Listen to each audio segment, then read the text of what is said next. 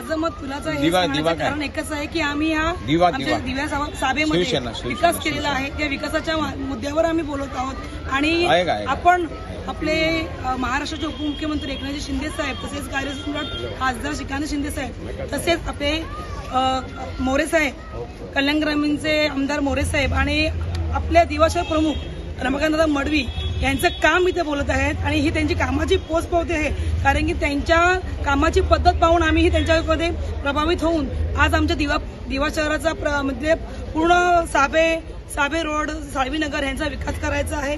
तर आम्ही त्यासाठी कटिबद्ध आहोत आणि आम्हाला खात्री आहे की येत्या 15 जानेवारीला मोठ्या मताधिक्याने आम्ही निवडून येऊ आणि हा आमचा विजय नक्कीच। आज तुम्ही पाहत असाल तर आमच्या मागे ही जी जनसंख्या आहे की आमचा हा मतदार आमच्या पाठीशी आहे आणि तो मला खूप आनंद आहे की तो आम्हाला विजय करण्यासाठी या रस्त्यावर उतरलेला आहे। यांच्यावर तुम्ही सांगताय की हे वोट तुलाच आहे, कारण की ही माझ्या कामाची पोचपावती आहे, हे मी निश्चित सांगेन।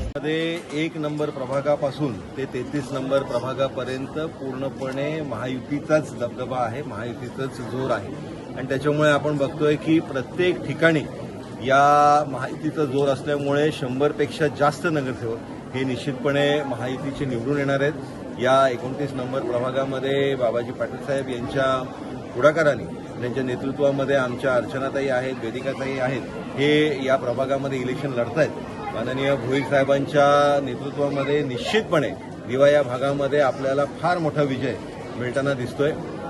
आणि जसं मगाशी बाबाजी पाटील साहेबांनी सांगितलं की महापौर हा निश्चितपणे महायुतीचाच होणार आहे। आपण जसं नगरपालिकेच्या निवडणुकीमध्ये बघितलं, विधानसभेच्या निवडणुकीमध्ये बघितलं, लोकसभेच्या निवडणुकीमध्ये बघितलं की जो केंद्रामध्ये राज्यामध्ये फार मोठ्या प्रमाणात विकास चालू आहे, त्या विकासावर विश्वास ठेवून लोकांनी नगरपालिकेलाही रेकॉर्ड ब्रेक मतदान केलं आणि भारतीय जनता पार्टीचे महायुतीचे नगरसेवक निवडून आणले। त्याच पद्धतीने विकासावर विश्वास देऊन याही वेळेस या ठाणे महानगरपालिकेमध्ये महायुतीचे सगळ्यात जास्त नगरसेवक निवडून येतील।